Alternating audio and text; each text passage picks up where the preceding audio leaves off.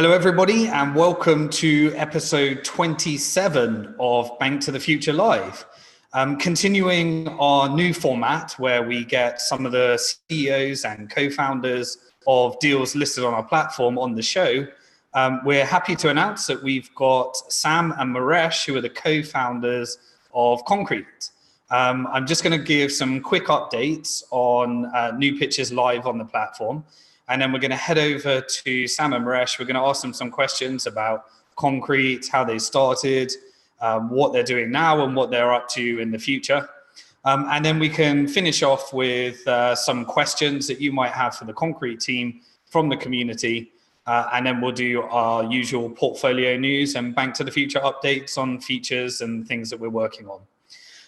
So just before we get started with the interview, I'm just going to share my screen briefly and show you some of the new deals live that we've got on the platform. So we've got Famida moderating as usual. And if for any reason you can't see my screen right now, she'll let me know and make me stop.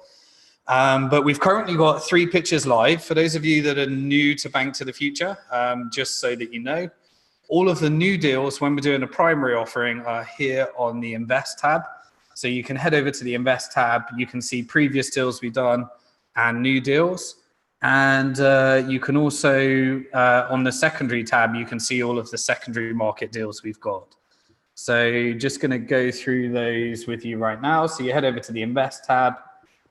And you'll notice that we've currently got 3 deals live at the moment, and Konkrete is the one that we've just mailed out right now.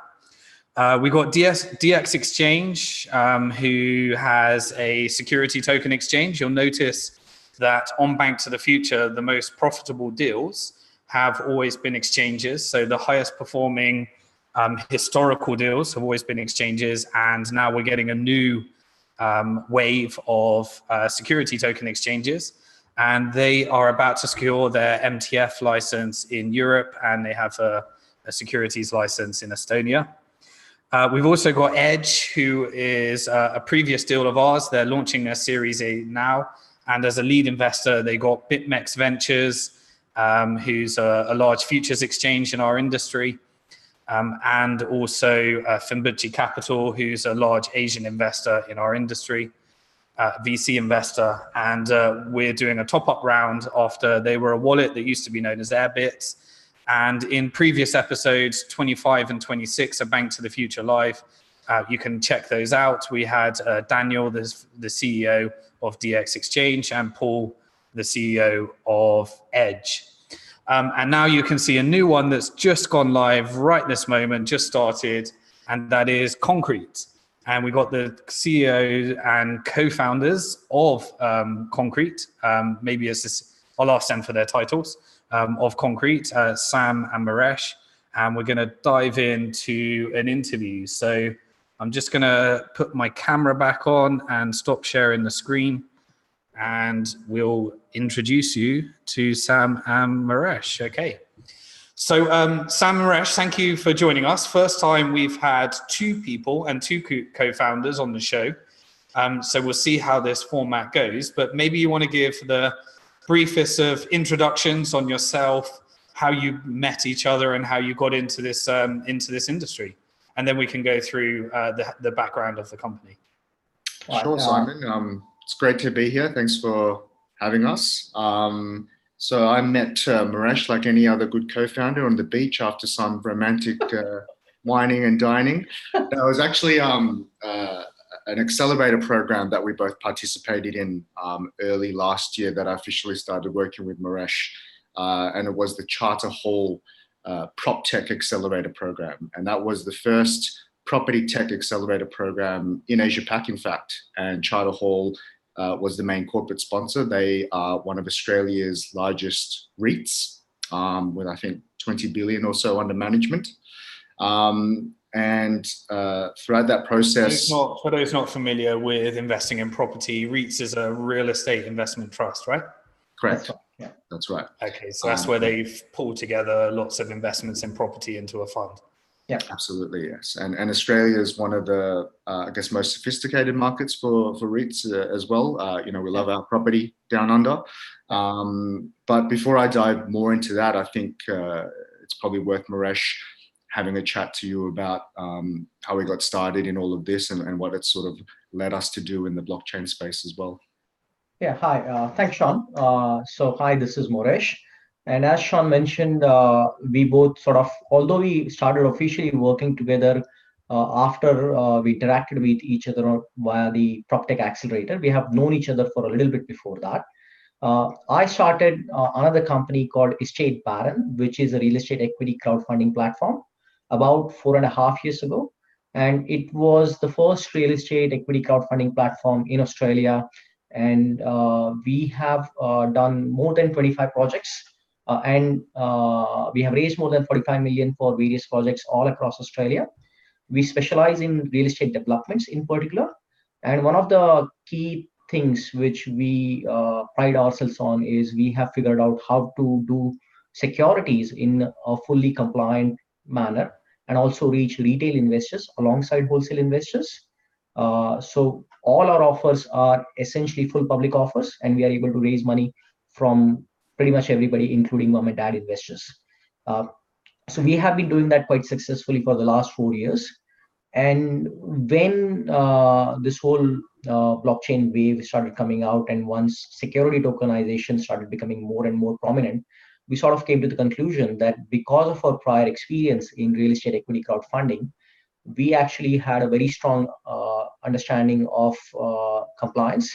We already had the capabilities to put the required structures in place. And we also had the infrastructure in terms of the user interfaces, user registries.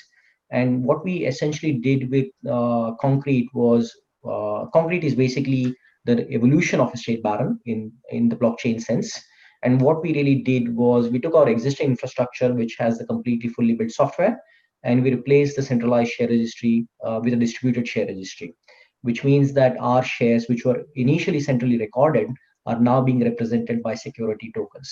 And because we already had the required compliance in place, we had the financial services license, we were able to go retail already. It was a very natural progression for us.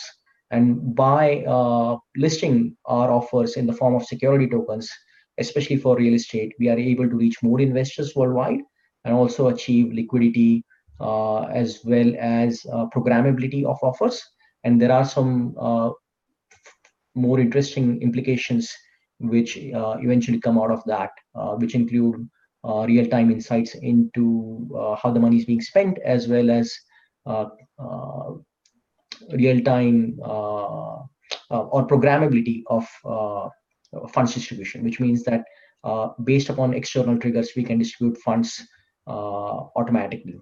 So there are some interesting implications of using security tokens and blockchain for what we do. So that's how we have been doing it. It's not really a new business as such. We have been doing this for a little bit, and blockchain is really the natural evolution of what we are doing. Okay, so let's unpack that a little bit, because there's three probably major trends that that we've been involved with there. One is the emergence of the ability to invest online and equity crowdfunding, the ability to reach out to retail investors, which really was a process that started with, I think, the peer-to-peer lending in the UK, and then it turned into equity, the equity model, and then went a bit more global from there. So we'll dig into that. The other interesting thing is that what we notice as these technologies evolved with investment products is the use case that always got the most adoption first was always real estate and property. So we saw that with peer-to-peer lending, where it was originally Zopa in the UK, where they created a company to try and disrupt banking by allowing people to lend to each other through peer-to-peer lending. But when it really started to come into its element was when it started to hit the real estate and property markets. The same happened with equity crowdfunding. So it was originally about pooling together investments to fund startups and invest in equity.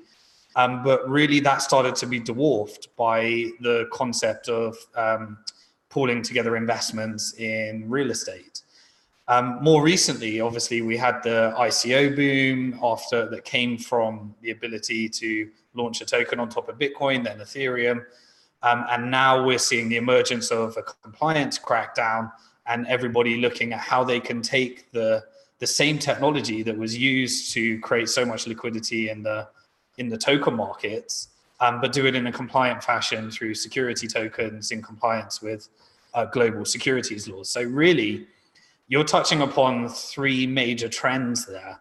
And it seems like you've been involved in the birth of those. So let's start with the background in equity crowdfunding. So just to start with, is Estate Baron the same company as Konkrete? It's just an evolution, or is this a new company and a separate company? It's fundamentally an evolution. And in terms of the business model per se, nothing fundamentally has changed. We are still in the business of pooling funds together for real estate equity deals. Obviously, our technology and the compliance structures can be used for non-real estate transactions as well. But as you have already pointed out, real estate is the most popular use case because in Australia as well as in the UK, I suppose, people love real estate and it's a tangible asset. And the investments in real estate in particular are quite predictable, which means that they lend themselves very well to public offers and programmable securities in particular. So Konkrete is essentially an evolution of Estate Baron, but where we sort of differ from Estate Baron in particular is obviously in Estate Baron, we did not have any blockchain angle to it. Whereas in Konkrete, we are representing the securities in the form of security tokens. And in Estate Baron, we do not have any secondary market capability. Whereas in Konkrete, we are focusing actively on building the liquid secondary markets. And finally, in Estate Baron, we really did not have the ability to provide real-time insights into how the money is being spent after it is raised. Whereas because the money is now being raised via programmable security tokens, we are able to actively communicate with investors in real time how the money is being spent, which sort of introduces more transparency to the whole thing as well.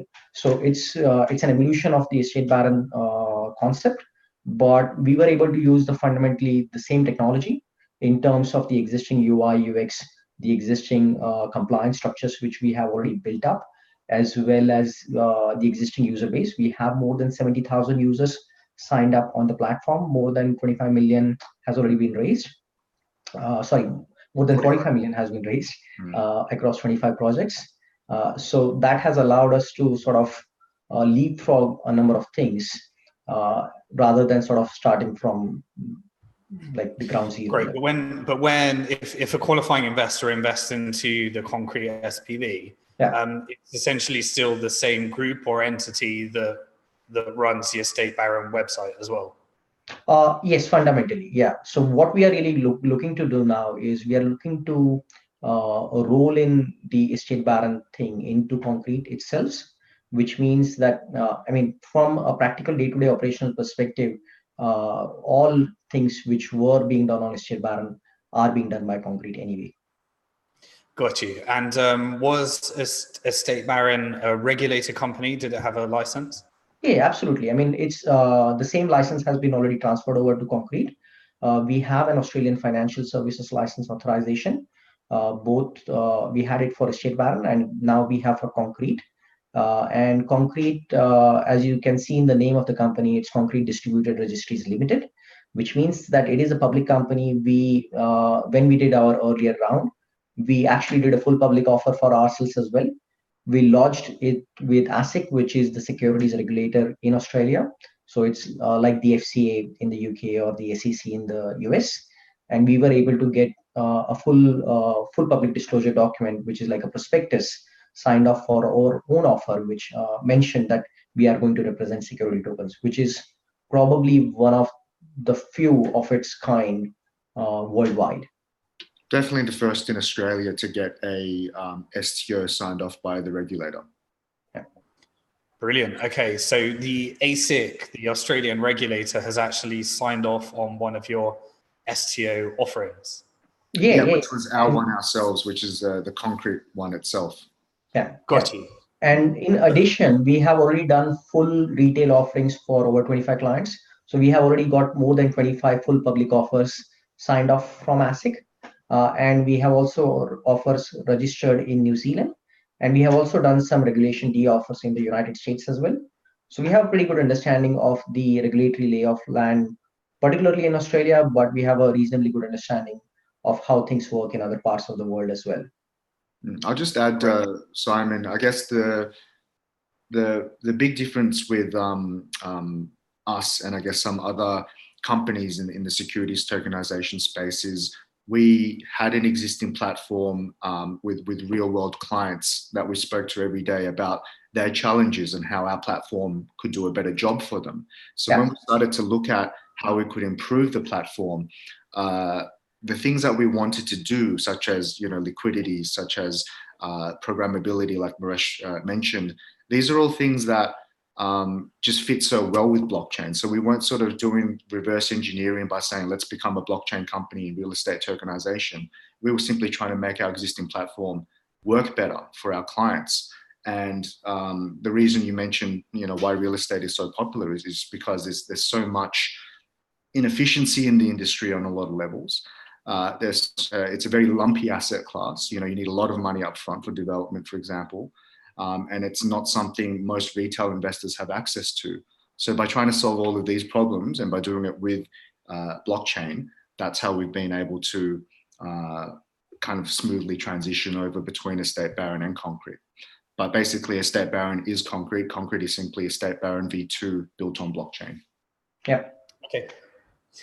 Awesome. So one of the interesting challenges you might experience, and maybe you could shed some light on, is that if you've got a community of investors that are used to investing in real estate in a certain way, and then you're asking them to maybe invest with a cryptocurrency or a stable coin, or maybe you could shed some light on some of the challenges that you're looking to overcome in terms of those that might not be used to the cryptocurrency industry, and how it's going to integrate with, the ability to, for example, automate dividends and invest with fiat currencies. So maybe you could shed some light on some of those challenges. Yeah, absolutely. I'll look at it first, Moresh, and then I'll. Yeah. Cool. Yeah, so I guess our approach to that, Simon, is to simply not tell the investors to worry about any of that. Because our platform has been up and running for so long without the blockchain infrastructure in the back end, we find unless people are curious about it and want to find out, there really is no reason for the end user or the end investor to know what we're built on. For example, if I go onto Facebook, I don't necessarily care what code base it's using. I just care that it works for me. And that's been the approach. Our focus has been around the UX, around how someone might invest in a development project, for example, how someone would see their shares represented in a very sort of efficient way, and then of course for their dividends to be processed. And to some people who are used to the old way of doing it, it might seem like a bit of magic to them, where they used to have to wait weeks for dividends to show up in their bank accounts, and then now all of a sudden they can accrue in their wallets on the platform. For the real crypto enthusiasts, we kind of see that as a new market opportunity where, for example, if they were used to investing in certain things with their cryptocurrency, now real estate can be a real viable option for them. But for the average investor who's used to just investing in real estate REITs, for example, or direct property, they really don't need to know that our platform is built on blockchain. Yeah, and Sean is completely right. And it's a very important point which you highlighted, Simon. We abstract the blockchain side of things completely away. The backend is where the blockchain sort of kicks in, the shares, how they're represented. But the investors, in terms of the UI and UX, which the existing Estate Baron platform has, we have tried and made sure that it is retained in that fashion only. and investors sort of see their balances on their profile, which they can obviously verify on Etherscan, because our security tokens are tokenized on the Ethereum blockchain. But they also see it on their regular profile, and they don't need to worry about what's happening in the backend. And in terms of dividend processing, we already had automation of dividend processing without the blockchain side of things. And what we have really done now is, earlier we used to sort of create a data set about what amounts need to be distributed to whom, and then the client or the issuer of the project would need to upload that data set into their bank account, and then that would sort of process it. But now, because we are able to use stable coins for payments, the whole bank accounts are being taken out of the equation, and money will be distributed automatically in the form of stable coins to the investors' wallets. And it makes things far more efficient. And because the money sort of stays on the platform, it sort of also incentivizes to people to reinvest, which sort of again makes the whole thing a bit more stickier. Remember, we are everything which we are doing, we are not doing it for the sake of doing it. We are not blockchain enthusiasts for the sake of being blockchain enthusiasts. We are trying to make an existing business work better, and everything is geared towards optimizing that. So we are using blockchain because we see clear advantages in the use of it to sort of bring some efficiencies in our operations, and that's really the primary objective. Great. Okay. So you've built this experience in real estate crowding, equity crowdfunding, with a particular focus on the Australian markets. You've also started to explore compliance in different jurisdictions. Mm-hmm. And now you've looked at blockchain technology as a solution for how you can do what you've already been doing more efficiently. What's the next things that you think by using a blockchain and adjusting your model and upgrading your model, what new possibilities does that bring for the future? Well, yeah, this is, I guess, some of the things that get us most excited, when we go to work each day, because we have this fantastic platform that's been built over 4 years, and we're realizing more and more that with certain tweaks, especially with the blockchain infrastructure that's built into it now, there are so many things that can be tokenized, and not just securities, where we're talking about assets. Overall, obviously not all assets are securities, all securities are assets. So we've always built things with 50% of our mind going towards the compliance side of things, because obviously Estate Baron was a fully compliant securities, equity crowdfunding platform, and then trying to marry that up with the technology. So I'll let Moresh maybe touch on one or two of the projects where exploring now that's built on top of Konkrete, but might not necessarily be directly linked to real estate, but we see very good crossover, and potentially a better even first use case for really getting into the crypto market, for example. Yeah, thanks, Sean, and thanks for asking this, Simon, because this sort of brings us into a very exciting thing. So Sean alluded to the fact that not all assets are securities. Securities are assets, but not vice versa for all the time. I'll give you an example. For example, an invoice is an asset, and receivable is an asset, but it's not a security. And as you may be aware, invoice factoring is a big thing, especially in Europe, and in Australia as well. It has been picking up in a big way. And we see one of the big advantages of invoice factoring is invoices, at least in Australia and even in most jurisdictions in the world, are not treated as securities, and which means that we don't have to deal with jurisdiction level security restrictions. And because we can use pretty much the same infrastructure which we already have via Konkrete and Estate Baron for security tokenization, we are able to do invoice factoring using our existing infrastructure. And what makes it even more interesting is invoice factoring usually has been a big thing in the B2B space, where where invoice factoring businesses will try and factor larger invoices because they have to spend a certain amount of time on diligence. But the rise of companies like Afterpay, I think it's called ClearPay in the UK. They recently launched in the UK as well. It's a buy now, pay later thing. And what the fundamental model is, let's say you want to buy a pair of jeans, which costs you $200. Then you don't have to pay interest on it. You just pay in 8 installments. And Afterpay or ClearPay will go and pay the merchant 200 minus $10, for example. So they pocket $10 and that's their margin. But it's not treated as a loan, so it doesn't fall under the credit regulations. It's not treated as a security, so it does not fall under the securities regulation.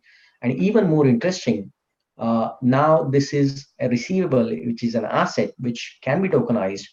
But more interestingly, because it's so small, it's $200, it does not need to be fractionalized further, which means that I can have a unique digital asset which represents that particular receivable, and that can now be traded globally. And that's really a big deal, because now we don't have to worry about securities regulations. We don't, although we are very good at writing prospectuses and we have a lot of experience in it, not having to do that, not having to deal with regulatory restrictions, having a global market is a very exciting opportunity. And where we see the ramifications of this is we can eventually take this into the real estate development space as well, because real estate development is a series of contracts which are paid out to third-party contractors. So for example, in the real estate development space, you have planning drawings which are done by town planners and architects, and they invoice it. Then you have the builders who invoice for their construction based upon each phase. And we believe that if we can represent them as invoices and we can factor them, then we can use the same infrastructure which we have without having to do a securities offer each time. And because it is not represented as a security, we can have a global reach without restriction. And that is something which is very exciting and has a lot of implications for what we are doing. So that's just before you go to the next use case, let me unpack that a bit for some people that might not be so familiar with the jargon. This is one of the ultra exciting things. So like many people, you know, they might think, well, you know, we're looking to participate in the security token market, but there's such a big opportunity here for every single financial product to be disrupted one step at a time. And invoice factoring is another one of those. It's this ginormous market that nobody has really heard of, apart from people that have used it, that is astronomical profits for the banks. Absolutely, very lucrative. Whereas essentially, you know, the way invoice financing works is you've got an invoice, someone owes you money. A big company is going to pay you that money, but they might not pay you for 60 to 90 days. You might have a cash flow need, and therefore you can, you know, they can lend you money against that invoice. It's a secured loan if a large company is actually due to pay you that receivable. But then the opportunity exists for that to be, you know, split up, tokenized, and all sorts of stuff. So the number of investment products and the number of opportunities that a ginormous amount of profit that was previously only made by a bank in the invoice factoring market can now be distributed to, you know, people all around the globe. Absolutely. To essentially be the bank in a way that we've never been able to see before.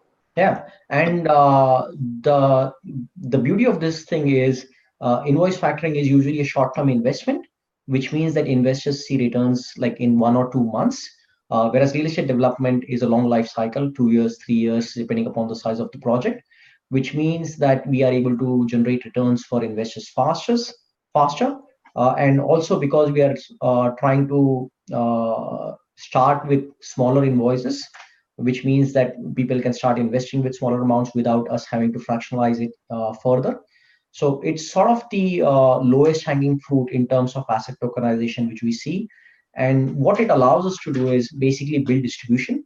What we really want to do is, you can, what we have learned over the last 4 years of running an equity crowdfunding platform, and this is something as an experience which you guys probably already have as well, is what really is more important is your distribution.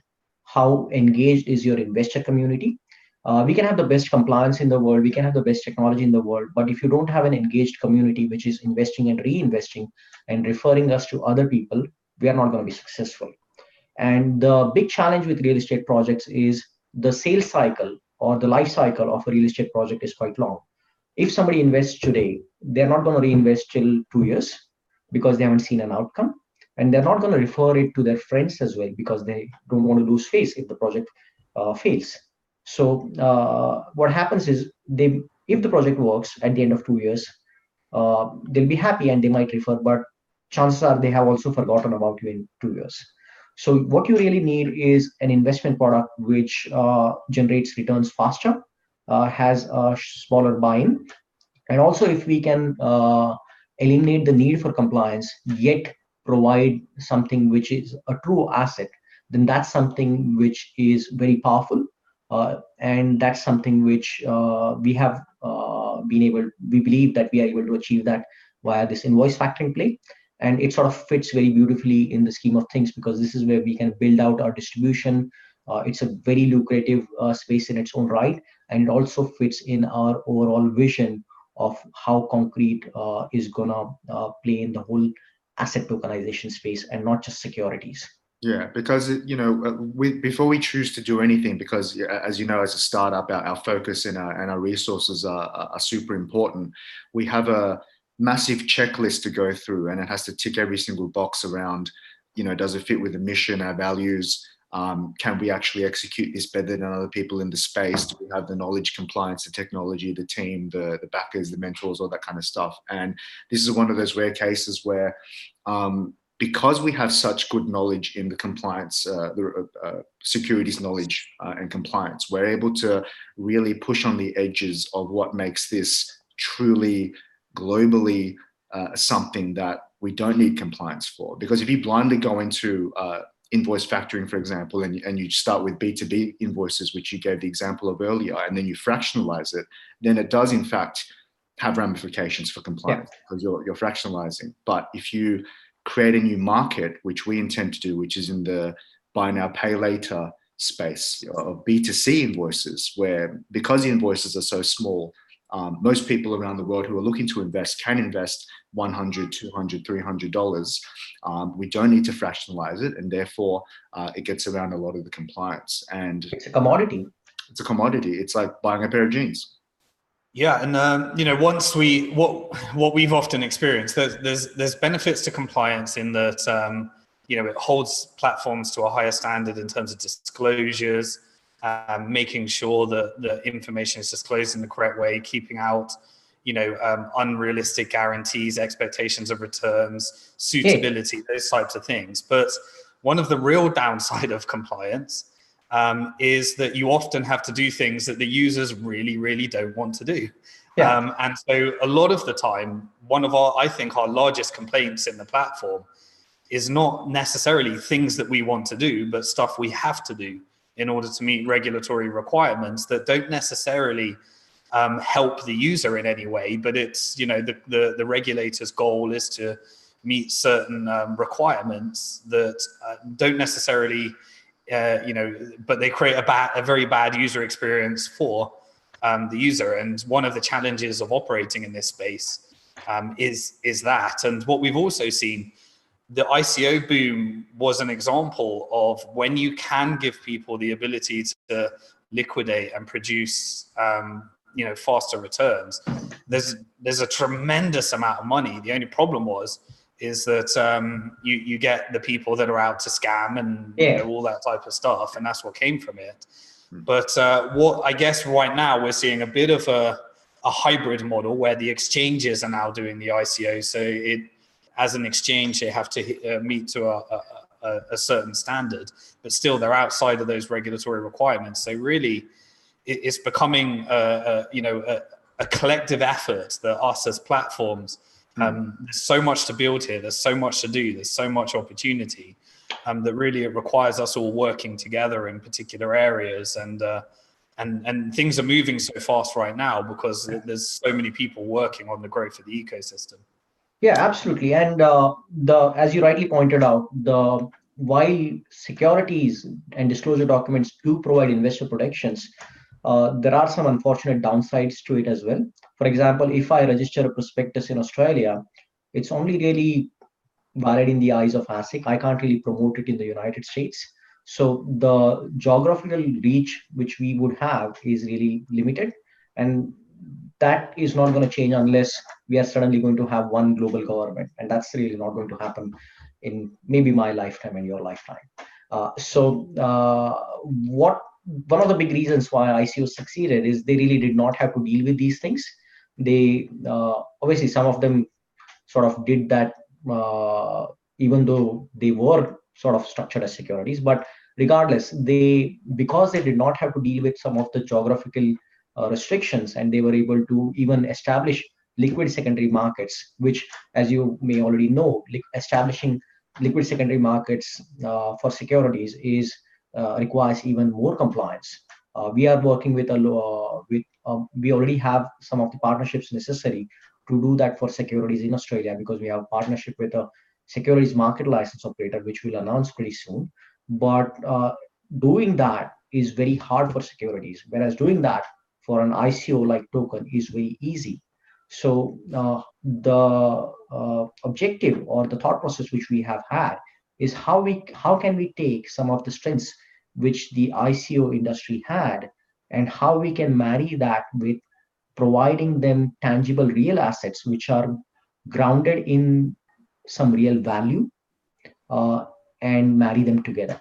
And we believe that invoice factoring is one of them. There are obviously, and it sort of fits the big criteria list which Sean alluded to. And we are quite excited that it also can use our existing technology infrastructure, which we have already built as part of Estate Baron and Konkrete. And it also helps us build the distribution, which will also help us in the long run. Okay, so for me, that perhaps we've got some questions that have emerged for the Konkrete team. We've got about another, how are we doing for time? Well, I've gone slightly over. I've probably got another 5-10 minutes that we can take if there's some good questions, and then we'll switch gears. We'll say goodbye to the Konkrete team and give some more Bank to the Future updates for our investor community. So have you got any questions there for the Konkrete team? I'm just having a good fish around. Just bear with me. Oh, they're actually coming through right now. I guess people have been sat there watching. So I'm just gonna shoot one over. Sorry, bear with me. The blockchain and real estate subject are near and dear to me. With the factoring strategy, would you consider a large company right of first refusal to buy a project a factoring possibility? I don't really understand the question. I don't really understand the question either. I thought you might understand it. Sorry, can you repeat that? They said, would you consider a right of first refusal of factoring? It doesn't make sense to me. No. Maybe if you can repeat the question. With the factoring strategy, would you consider a larger company right of first refusal to buy a project a factoring possibility? No. I think there is something there, although I don't completely understand the question still. So buying. Well, maybe a large company to buy the invoices on our platform rather than an individual. We are happy to provide our emails, and then that person can get back to us, and we can try to understand the question better. Okay. So I'll tell you what to do. If you head over to the investor zone for the Konkrete pitch, and maybe add a bit more details to the question, we can get the guys to jump in and answer that one. Yeah, happy to do that. Need a little bit more understanding of the question so that we can answer it clearly. Yeah, I was hoping that they would actually message again, but they haven't. So I'm just gonna shoot over a very simple one, which is, can you explain again where your strengths are within Konkrete? Do you want to take that one? I'll talk about Moresh's strengths, and then he can talk about mine. Look like some good co-founders. Definitely. I mean, Moresh I had another successful startup that I jumped ship for to work at Konkrete, because that's how much I believe in what Moresh has firstly done and what we'll be able to do together. His compliance, there's no one that knows probably as much about both blockchain and compliance in Asia Pac, I would say, than my co-founder. And the sort of the deep analytical mind that he has in terms of breaking down problems on a first principle basis is, I think, a real advantage for us. And actually, I'll sort of leave it there to see what Moresh wants to talk about. I mean, you have already said how awesome I am, so I don't know where to go beyond that. No, so yeah, I mean, we are coming from an existing business which was in this space. So we already know that a lot of the assumptions which people who want to start and try, for example, a lot of people try to do security tokenization and real estate tokenization, and a lot of people wrote white papers and so on and so forth in the last couple of years. And it's sort of, without trying to throw shade at anybody, it sort of always amazed me that how people keep on talking about the same things again and again, without really understanding that there are problems deeper than that. One of the big advantages which we have is we have sort of gone beyond the first assumptions. We have actually run this as a business for some time, so we understand what the real problems are. We have dealt with real customers, real investors, real clients. So we are able to have those insights, and that's really a big strength which we have. So the prior experience which we have is really our key strength, which we bring to Konkrete.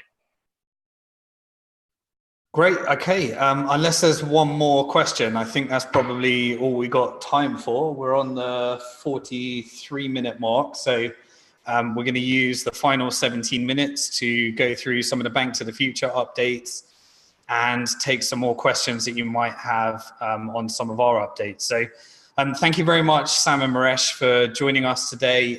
It's really interesting to see your background, how you got to where you are.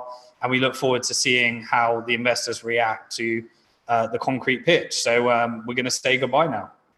Thank you so much for having us. Thanks for the participation. Okay, great. So just while they leave, I'm just going to give a few updates on Bank to the Future.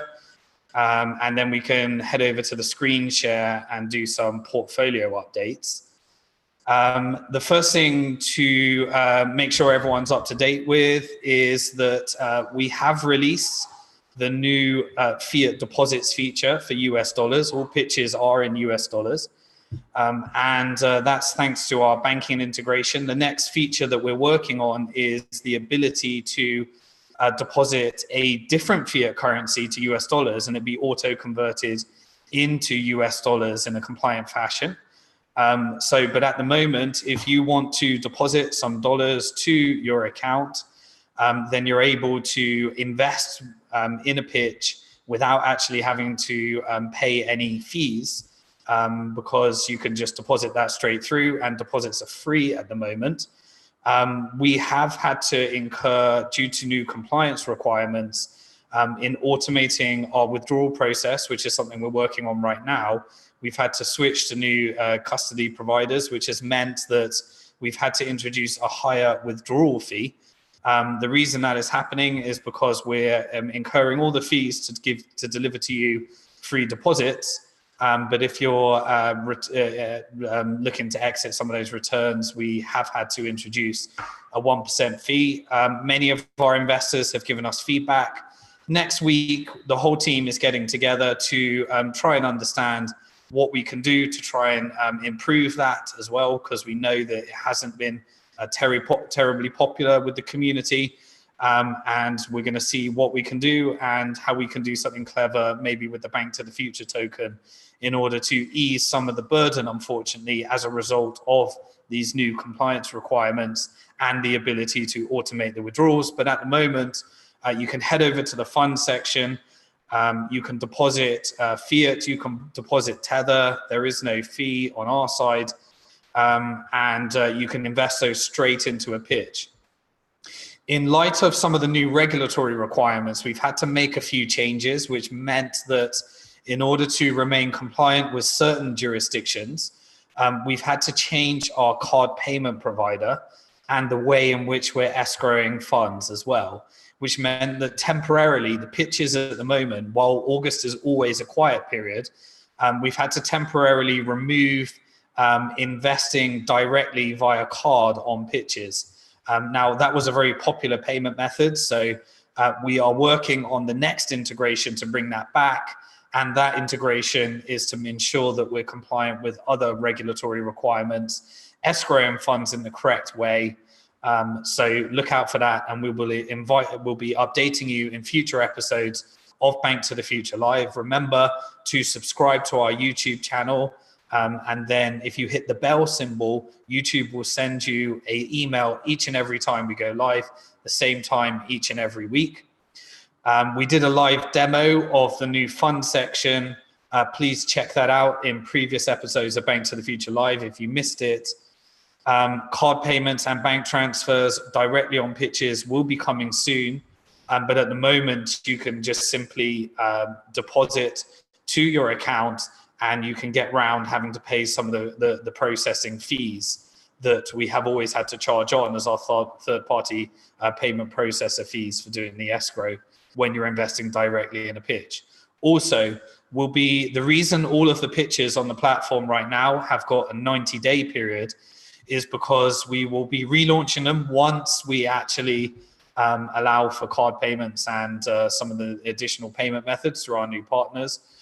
But also, we're looking to get all these deals signed off by our US broker-dealer once we've dealt with some of the new changes that we've had to make in light of new regulations. So as soon as that is complete, we'll be making further announcements on Bank to the Future Live and relaunching those pitches with the ability for US investors to come in as well through our broker-dealer partnership. And just generally, I want to say that we've received a lot of feedback over the last week or two in Telegram, on Twitter, on Facebook, through our support center. We are listening to all that feedback. Our model is that, we don't want people to invest once. Our model depends upon repeat investors building a diversified portfolio and being happy with the deals and the policies. And we're always listening to your feedback. We may not be the fastest to react. We may not be able to make changes very, very fast, but we're always listening to that. So please do give us your feedback. And our team will always looking to meet and make changes based upon the feedback where we can. But obviously, we also have to balance the compliance requirements that sometimes don't allow us to deliver the best user experience that we'd like to, because we're also got a lot of compliance requirements that we have to adhere to. We're not a cryptocurrency exchange. We are a securities business, which is a higher bar of compliance that we have to adhere to. And also something we're really excited about is that the new BF exchange team for our securities token exchange that we're planning to launch in 2020.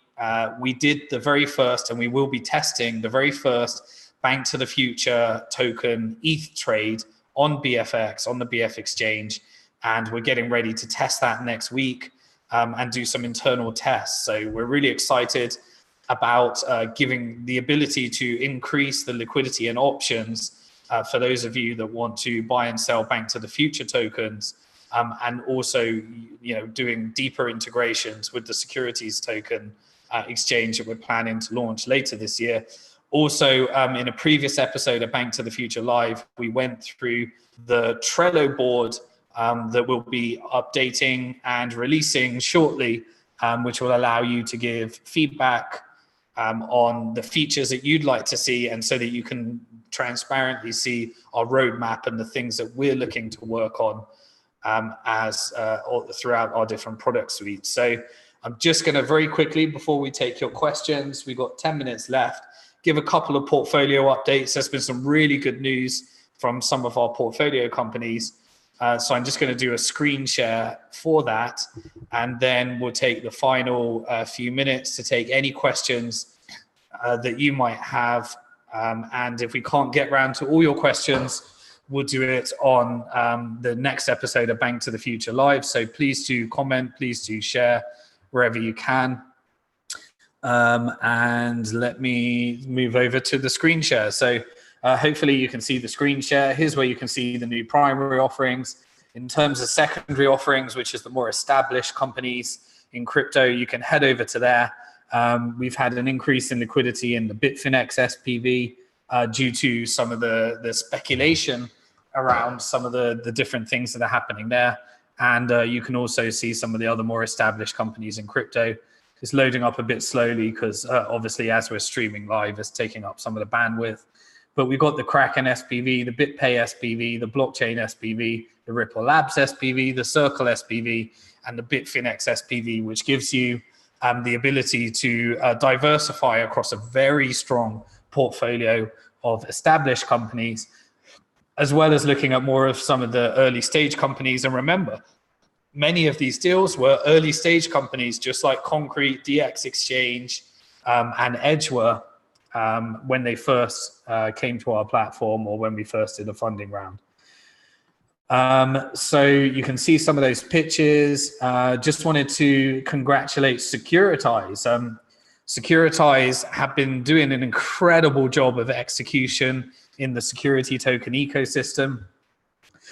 They just received SEC approval for them to be a record stock, to keep records and do that compliantly with SEC regulations. So Securitize was a company that did a primary offering on our platform.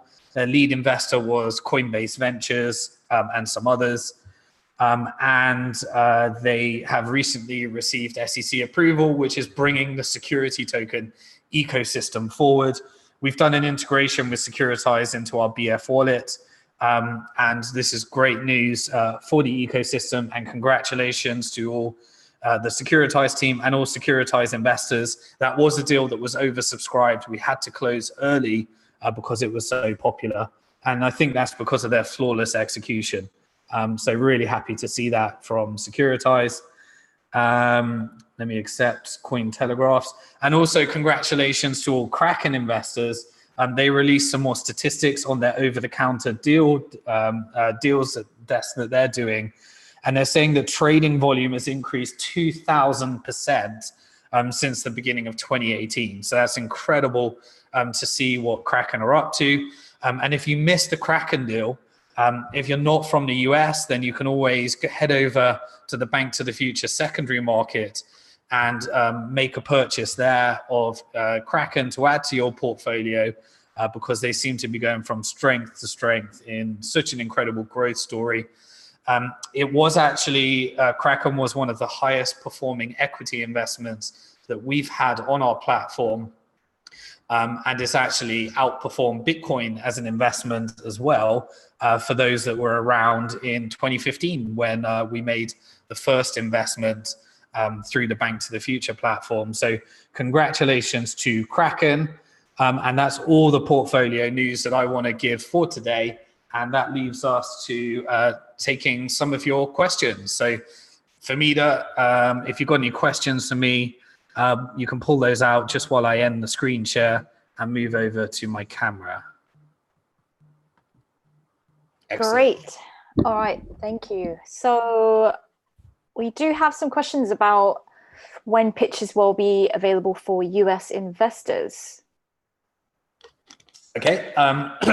So at the moment, we're restricting all pitches to US investors because we're going through a restructuring. Our development team are integrating with a new escrow account provider because we need to escrow in compliance with SEC rules before we can actually open up to US investors. The 3 pitches that are live right now, they have been through the initial pre-approval process with our US broker-dealer. But I think we've got approximately, being conservative, 60 days to complete the integration. We're waiting for some answers from our new escrow provider. before we can fully estimate the integration. But our goal is to get that live before some of these pitches expire, so that we can have a more robust process for our US investors. So the next question I have here is about Bank to the Future's marketing. Do you have any updates or anything that our investors and users can look forward to? So in terms of marketing, I guess I would, I haven't got anything new to update there. We're continually working on improvements to our processes. But really, a lot of our focus is on, as soon as we get the Bank to the Future secondary market out of beta, then we're preparing our launch for making more and more people aware of that. One of our requirements is that we just get all of these escrow providers, our new banking partnerships, the ability to seamlessly deposit and withdraw automated because we've essentially had to rebuild so much of our platforms in light of new regulatory requirements, and ensuring that we're meeting those. Once we've got all of those automated, we've got the requirements that we're happy with, then we can do some more creative things with our upcoming product launches. The market team, I believe that they've improved communication significantly. We've got our weekly live broadcast, so the community is up to date.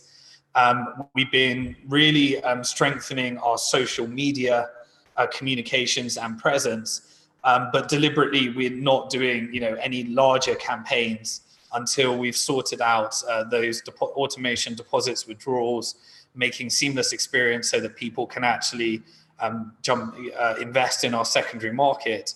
And then we'll be looking at some product launches to look forward to later in this year. Okay, so the next question I have might take you over to the exact mark where we need to stop. So it is, how do international issues such as the US versus China trade war and Korea and Japan trade war affect the STO project conducted by Bank to the Future? Well, I mean, really, they don't, because securities laws don't change that much or that frequently. We've been involved in, getting several changes in securities laws. Firstly, allowing to open up to certain investors in the UK, and then the Jobs Act in the US, and then countries all around the world adjusting to that. But in terms of trade wars and more political events, I think that they affect more the cryptocurrency market rather than the securities markets. I would defer to my personal YouTube channel. I give my own personal comments on trade wars, currency wars, all that type of stuff, all the political events and how they affect the different markets, cryptocurrencies, Bitcoin, on my personal YouTube channel, which is Simon Dixon. You can head over there. This is just focused on Bank to the Future, our investors, our community, and I don't see major effects other than a general contraction in a recessive environment leads to a general contraction in investment, a movement to more conservative investing, a movement towards cash, and probably less investments in things like more exotic things like security tokens, but also I reckon a drive to making sure that these security tokens are meeting investors' demands and the desire for returns in a recessive environment, and also just a general more interest in cryptocurrencies by more and more people and investors looking to invest in Bitcoin, and then once they're in Bitcoin, understanding more about blockchain-based assets and more stuff from there. So one trend I could think of is that if we enter a really recessive environment, more political uncertainty, I believe that that's going to end up in more and more people allocating assets towards Bitcoin as a hedge, a non-correlated asset class. The more people get into Bitcoin, the more they're going to be open to more exotic investment opportunities, and actually investing in security tokens, maybe self-custodial, the way that they were designed as we enter into this market. So I think that's dead on our end time. And so I'd like to just thank the team at Konkrete. I'd like to thank our investors. Again, if you didn't get your question answered or I didn't get round to it, then please do add a comment here. Please do tweet us. Use hashtag BFLive if you want to get our attention for BF Live. Use our Telegram group. We launched it during our token sale, so the handle is at BF_token. Please do enter there and let us know. We are listening to your feedback. Also use the live chat and the comments under here. Subscribe to our YouTube channel, follow us on Twitter, and we'll make sure that we deliver updates. So thank you, Famida, for moderating and bringing those questions out. And we'll see you this time next week for episode 28 of Bank to the Future Live. I'm not sure if we will make it by episode 28, but we've got a big announcement that we're set to announce soon. And hopefully we'll be able to bring that to you, and that will dictate what guests we have. But it all depends on whether we complete the agreement and contract in time. Otherwise, it will be episode 29 and 30. So that's going to do it for episode 27 of Bank to the Future Live. Thank you.